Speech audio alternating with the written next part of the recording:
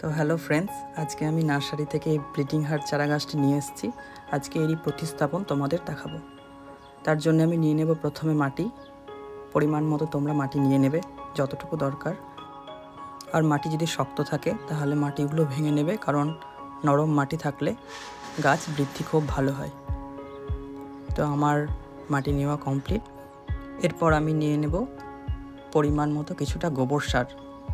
তোমরা ভার্মি কম্পোস্টও ব্যবহার করতে পারো, কিন্তু আমার কাছে এই গোবর সারটাই আছে। আমি গোবর সারই ব্যবহার করি সমস্ত গাছে। এতে উর্বরতা ভালো হয়, গাছের বৃদ্ধি ভালো হয়। এরপরে আমি নিয়ে নেব বালি, খুব অল্প পরিমাণ বালি। বালিটা দেওয়ার কারণ হচ্ছে যাতে মাটিটা জমাট না বাঁধে। এরপর আমি নেব কিছুটা সরিষার খোল। খুব সুন্দরভাবে সবগুলোকে মিক্সড করে নেব।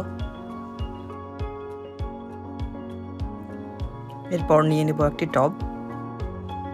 টবের ছিদ্রের ওপর এই পাথরকুচিগুলো বসিয়ে দেব, যাতে ড্রেনেজ সিস্টেমটা খুব সুন্দর হয়, জল না জমে। এরপরে কিছুটা পরিমাণ মতো মাটি ভরে দেব টবে।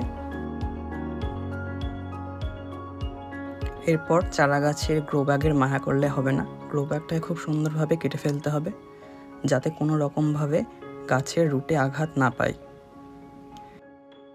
এরপরে গোড়ার মাটিটা হালকা করে একটু ছাড়িয়ে নেব, যাতে রুটটা তাড়াতাড়ি ছড়াতে পারে।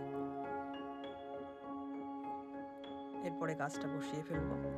বসিয়ে ফেলার পরে মাটি ভরে দেবো চারিদিকে। মাটিগুলো খুব সুন্দরভাবে গাছের চারিদিকে বসিয়ে দেব। এরপরে ভরপুর মাত্রায় জল দিয়ে দেবো টবে। এই আমার গাছ বসানো কমপ্লিট। এক সপ্তাহ পরে তোমাদের গাছের কন্ডিশন শেয়ার করব। এখন টাটা, বাই।